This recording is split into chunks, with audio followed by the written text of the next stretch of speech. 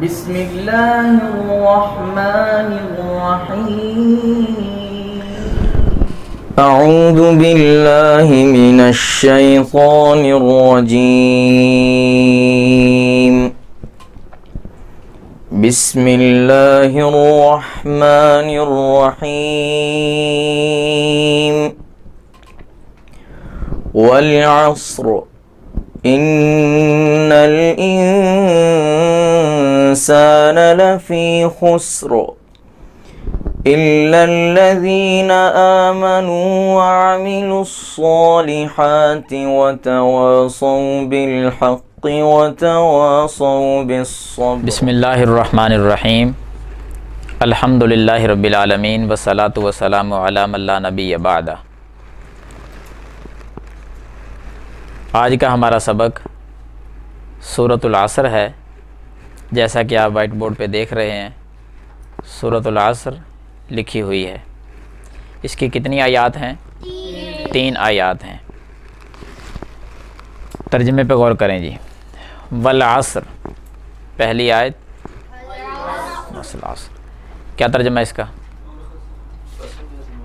ہاں، واو قسمیہ ہے، یعنی اس واو کا معنی اور نہیں کرنا بلکہ قسم. قسم ہے زمانے کی.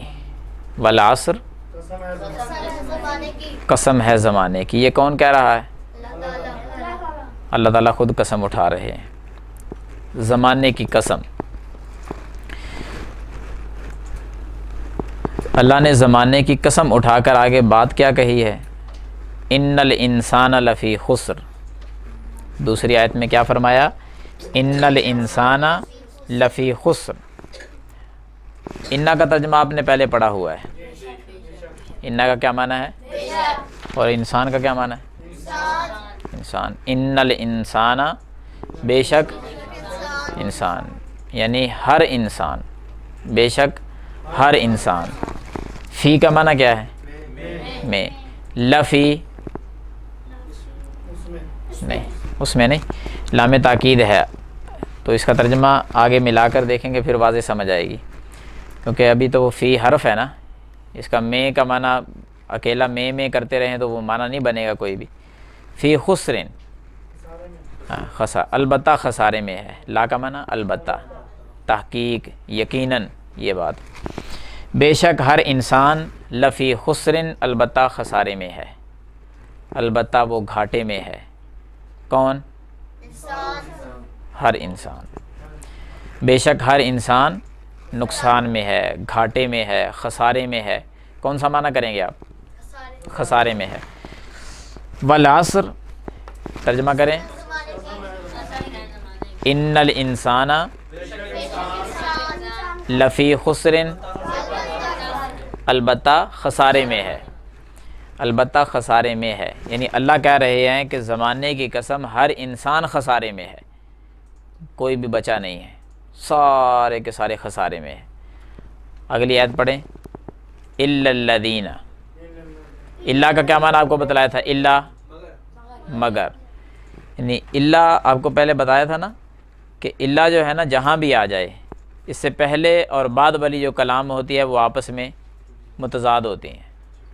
اللہ سے پہلے والی کلام اور اللہ کے بعد والی کلام دونوں ایک دوسرے کے الٹ ہوتی ہیں. اگر پہلے اس بات ہے تو بعد میں نفی ہوگی، اگر بعد میں پہلے نفی ہے تو بعد میں اس بات ہوگا. جس طرح لا الہ الا اللہ. لا الہ کیا ترجمہ کرتے ہیں ہم لا الہ کا؟ کوئی الہ ہے ہی نہیں. لا الہ کوئی معبود نہیں، یعنی سب ختم، کلی طور پر کوئی بھی نہیں ہے. آگے کیا کہا؟ الا اللہ، نہیں مگر اللہ. کوئی معبود نہیں مگر اللہ. یعنی کیا مطلب کہ اللہ ہے باقی اور کوئی بھی نہیں.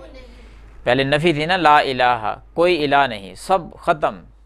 آگے اللہ کے بعد کیا پتہ چلا کہ اللہ ہے، بعد میں اس بات آ گیا. ایسے ہی ادھر ہے کہ اللہ نے پہلے کہا سارے کے سارے انسان کیا ہیں؟ خسارے میں ہیں. آگے پھر اللہ آ گیا نا. اب معلوم یہ ہوا کہ اللہ کے بعد جن لوگوں کا تذکرہ ہوگا نا وہ خسارے میں نہیں ہے.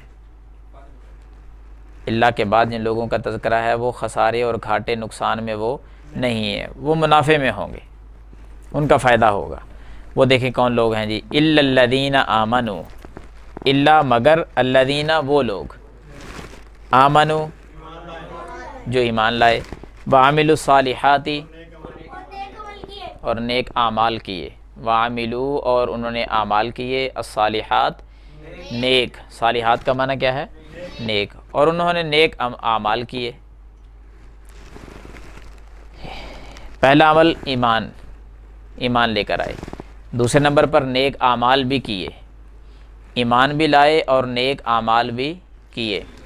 تیسری بات، وتواصوا بالحق، اور انہوں نے ایک دوسرے کو وصیت کی، ایک دوسرے کو وصیحت نہیں، وصیت، ہاں، نصیحت اور وصیت دو الگ الگ لفظ ہیں، اور انہوں نے نصیحت کی یا وصیت کی، بالحق حق کی، ایک دوسرے کو حق کی وصیت کی، ایک دوسرے کا معنی ساتھ کرنا ہے، وتواصوا اور انہوں نے ایک دوسرے کو نصیحت کی، نصیحت کی یا پھر وصیت کی، بالحق کی حق کی۔ آگے پھر وتواصوا اور انہوں نے ایک دوسرے کو وصیت کی، بالصبر صبر کی۔ کتنے کام بتلائے گئے ہیں؟ 4، ایمان، نیک اعمال، حق کی وصیت اور صبر کی وصیت، ایک دوسرے کو یہ کرتے، خود ایمان کو قبول کیا اور اسی طرح نیک اعمال بھی کیے، لوگوں کو حق کی دعوت بھی دیتے رہے اور ایک دوسرے کو صبر کی تلقین بھی کرتے رہے۔ یہ لوگ خسارے میں نہیں ہیں، باقی سارے خسارے میں ہیں۔ اب آپ نے ترجمہ کرنا، میں نے عربی پڑھنی ہے، صرف کر لیں گے نا؟ ہاں، اب آپ غور کریں۔ والعصر ان الانسان لفی خسر الا الذین آمنوا وعملوا الصالحات وتواصوا،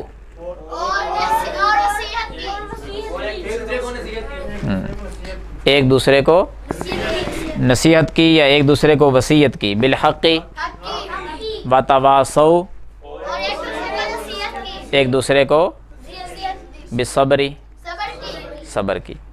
یہ چاروں کام جو ہے نا، چاروں اعمال، ایمان، عمل صالح، حق کی تلقین یا حق کی وصیت اور صبر کی وصیت، یہ 4 اعمال ایسے ہیں کہ یہ اگر انسان کے اندر آ جائے نا تو انسان خسارے میں نہیں ہے، ان کے علاوہ ہر بندہ خسارے میں ہے۔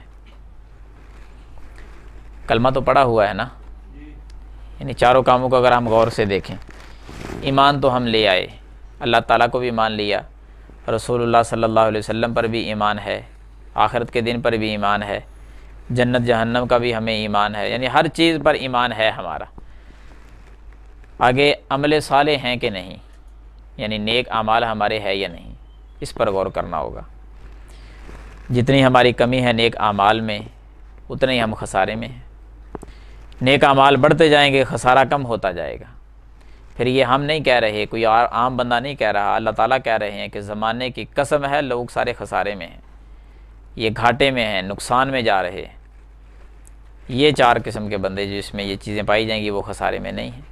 ایمان کو قبول کیا، نیک اعمال کیے، اور نیک اعمال جس طرح زیادہ بندہ کرتا جائے گا، یہ نیک اعمال یاد رکھیں، نیک اعمال کی وجہ سے نا گناہ ختم ہوتے ہیں۔ نیک اعمال کی وجہ سے کیا ہوتے ہیں؟ قرآن مجید کا ایک مقام میں آپ کے سامنے رکھتا ہوں کہ نیک اعمال کرنے سے اللہ تعالیٰ کس قدر گناہوں کو ختم کر دیتا ہے، کس قدر مٹا دیتا ہے۔ وعلیکم السلام۔ 19ویں پارے کے اندر نا، قرآن مجید کے 19ویں پارے میں اللہ تعالیٰ نے گناہوں کا تذکرہ کیا ہے۔ کس چیز کا؟ گناہوں کا۔ 3 گناہوں کا نام لیا اللہ تعالیٰ نے، اور گناہ بھی چوٹی کے گناہ، جو سب سے بڑے بڑے گناہ ہیں نا، ان کا نام لیا اللہ نے۔ نمبر 1 شرک، اللہ کے ساتھ شرک کرنا بہت بڑا گناہ ہے۔ نمبر 2، وعلیکم السلام، شرک، دوسرے نمبر بدکاری، زنا جس کو کہا جاتا ہے۔ توجہ فرمائیں جی سارے ساتھی، پہلے نمبر پر کیا بتایا میں نے؟ شرک، دوسرے نمبر پر زنا، بدکاری، اور تیسرا گناہ قتل کرنا، کسی مسلمان بھائی کو قتل کر دینا۔ 3 گناہ ہو گئے نا، اور تینوں گناہ یہ چوٹی کے گناہ ہیں۔ اللہ نے ان تینوں کا نام لیا، شرک، بدکاری اور قتل۔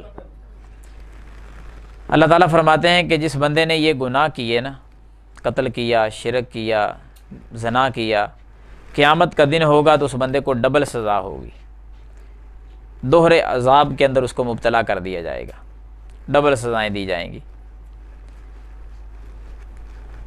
آگے بڑی پیاری بات اللہ تعالیٰ نے اگلی آیت کے اندر کہی، الا من تاب و آمن و عمل عملا صالحا۔ اللہ آ گیا نا ادھر بھی، پیچھے 3 گناہوں کا نام لیا، شرک کا، قتل کا اور بدکاری کا، پھر کہا الا من تاب و آمن و عمل عملا صالحا، مگر وہ بندہ جس نے توبہ کر لی، گناہ اس نے یہ کیے ہیں، شرک بھی کرتا رہا، زنا بھی ہوا، قتل بھی کسی کو کر دیا، لیکن اس کے بعد توبہ کر لی سچے دل سے، توبہ کے بعد وعمل عملا صالحا، کون سے عمل شروع کر دیے؟ نیک اعمال شروع کر دیے۔ اس بندے کے ساتھ کیا ہوگا؟ اس سے آگے والے الفاظ جو ہیں وہ بات کو بالکل واضح کر دیتے ہیں۔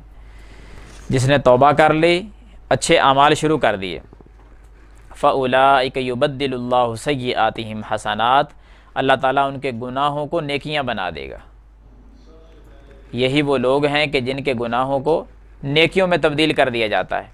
دیکھیں اللہ تعالیٰ کتنا رحیم ہے، کس قدر اللہ رحیم ہے کہ ایک بندے نے زنا کیا، اللہ اس کو نیکی بنا رہا ہے، ایک نے شرک کیا، اللہ اس کو بھی نیکی بنا رہا ہے، قتل کر دیا کسی کو، نیکی میں تبدیل ہو گیا۔ لیکن کس بندے کا؟ بتائیں جی، کس بندے کا؟ توبہ کر کے نیک کام شروع کر دیے، پھر گناہ نہ کرے، وہ سچی توبہ اسی کو تو کہتے ہیں۔ بندہ پلٹ آیا اللہ تعالیٰ کی طرف، ایک دوسرے کو یہ کب ہوگی؟ ایک دوسرے کو حق کی تلقین کریں گے۔ حق یہی ہے نا، قرآن و حدیث، یہی حق ہے، اس کی دعوت دیں گے، لوگوں کو بتلائیں گے، تو یہی لوگ خسارے میں نہیں ہیں، یہی کامیاب ہیں۔ نیک اعمال جو ہے نا، اس کی بڑی قدر ہے۔ تو اس لیے سارے ساتھی، چھوٹے بچے بھی، بڑے بھی جو بیٹھے ہیں سن رہے ہیں، جہاں تک بھی آواز جو ہے وہ پہنچ رہی ہے، میں تو یہی پیغام دوں گا کہ جو ہو گیا سو ہو گیا، اپنی زندگی کو بدل لو، اللہ کی طرف آ جاؤ۔ ہم سب کو اللہ تعالیٰ کی طرف آنا چاہیے، نیک اعمال اپنی زندگی کا حصہ بنانے چاہیے، آہستہ آہستہ کر لیں، ایک ایک عمل کر کے۔ جو شیطان ہمارے اوپر غالب آ چکا ہے نا، یہ ایک ہی دن سے دکھ ختم نہیں ہو جائے گا، وہ اپنا زور پورا لگائے گا۔ اس نے محنت ہی ہم پہ بہت زیادہ کر لی ہے، ہمیں نیکی کرنے کو جی نہیں چاہتا، ہمارا نماز پڑھنے کو دل ہی نہیں کرتا، صبح بیدار ہی نہیں ہو سکتے ہم، ایسا دماغ شیطان نے جکڑا ہوا ہوتا ہے، اس کی محنت ہے کئی سالوں کی۔ اس کو ختم کیسے کرنا ہے؟ نیک اعمال کے ذریعے۔ نیک اعمال آپ نہ چاہتے ہوئے بھی کرتے رہیں، انشاءاللہ ایک وقت آئے گا کہ نیک عمل کے بغیر آپ کو سکون نہیں آئے گا۔ وہی عمل اگر آپ کریں گے تو سکون آئے گا، وگرنہ نہیں آئے گا۔ یہ کب ہوگا؟ جب شیطان کو آپ اپنے سے دور کر لیں گے۔ ابھی تو فی الحال شیطان ہمارا ساتھی اور دوست بنا ہوا ہے نا، اس کو ہم نے دور کرنا ہے نیک اعمال کے ذریعے۔ سمجھ آ رہی ہے نا بات کیجیے؟ نیک اعمال دیکھو کتنی پاور ہے ان کے اندر، نیکیوں کے اندر کس قدر طاقت ہے۔ بڑے بڑے گناہوں کو اللہ تعالیٰ نیکیاں بنا رہا ہے، نیک اعمال کے بدلے، سچی توبہ اور نیک اعمال۔ تو جو ہو گیا سو ہو گیا، اللہ سے سچی توبہ کر لیں اور اللہ کی طرف آ جائیں، نماز پڑھا کریں۔ سب سے بڑی نیکی یہی ہے، 5 وقت کی نماز با جماعت ادا کریں، انشاءاللہ باقی سارے اعمال اللہ تعالیٰ سیدھے کر دے گا آہستہ آہستہ۔ امید کرتا ہوں انشاءاللہ ہم نیکیوں کی طرف پہلے سے زیادہ بڑھیں گے آگے انشاءاللہ۔ اسی طرح حق کی تلقین ہے، ایک دوسرے کو حق کی تلقین، قرآن و حدیث حق ہے، ایک دوسرے کو بتائیں۔ مثلا اب آپ کلاس میں آتے ہیں، آپ کو چاہیے کہ آپ اپنے دوستوں کو بھی ساتھ لے کر آئیں، کم از کم ایک ایک دوست کو تو ساتھ لے آئیں۔ جس قدر لے کر آئیں گے یقیناً آپ کا اتنا زیادہ آپ کا بھی فائدہ ہوگا، اور وہ دوست آپ کے لیے صدقہ جاریہ ہوگا۔ آپ کے علم میں ہی نہیں کہ وہ آ کر یہاں کیا سیکھ کر چلا جائے گا، اس کے دل میں کون سی بات اتر جائے گی، جو نیکیاں وہ کرتا رہے گا آپ کو اس کا اجر برابر کا ملتا رہے گا، اور اس کے اجر میں کمی نہیں اللہ کرے گا۔ جو کسی کو نیکی کے راستے پہ لگاتا ہے نا اس کا اتنا اجر اللہ تعالیٰ اس کو بھی دیتا ہے۔ اس لیے ساتھیوں کو بھی لے کر آئیں، زیادہ سے زیادہ تعداد ہو۔ آپ ماشاءاللہ، میں نے تو ایک ہی بندے نے بولنا ہے نا، 100 بندہ بیٹھا ہے تو 100 کو بھی سمجھ آ رہی ہے، 1000 سن رہا ہے تو 1000 کو بھی وہی کلمات ہیں۔ میں نے کون سا ایک ایک کو علیحدہ علیحدہ پڑھانا ہے؟ تو جتنے زیادہ بیٹھیں گے آ کر اتنا زیادہ فائدہ ہو جائے گا۔ اللہ تعالیٰ ہمیں عمل کرنے کی توفیق عطا فرمائے۔ اسی طرح آگے صبر ہے، صبر کی تلقین۔ تکلیفیں آتی ہیں نا، غم آ جاتے ہیں، بیماریاں آ جاتی ہیں، کسی قسم کی بھی کوئی پریشانی آ جائے تو ایک دوسرے کو صبر کی تلقین کیا کرو۔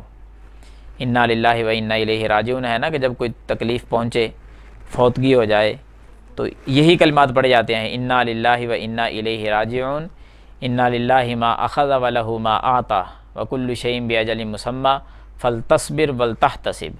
اس کے آخر پر بھی یہی الفاظ ہیں، فلتصبر، صبر کر، اجر کی امید رکھ اللہ تعالیٰ سے۔ تو بڑے پیارے کلمات ہیں، صبر کی تلقین کرنا ایک دوسرے کو اور خود بھی صبر کرنا۔ صبر کہتے کسے ہیں؟ آخری بات اس صورت کے حوالے سے، صبر کس کو کہتے ہیں بھائی؟ کوئی بتا سکتا ہے صبر کیا تعریف ہے؟ صبر کب ہوتا ہے؟ جی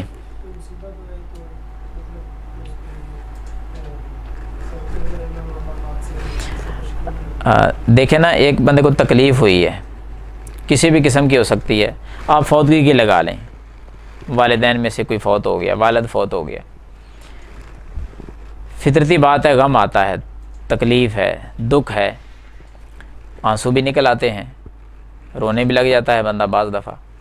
تو آنسوؤں کا نکلنا، رو پڑنا، یہ صبر کے منافی نہیں ہے۔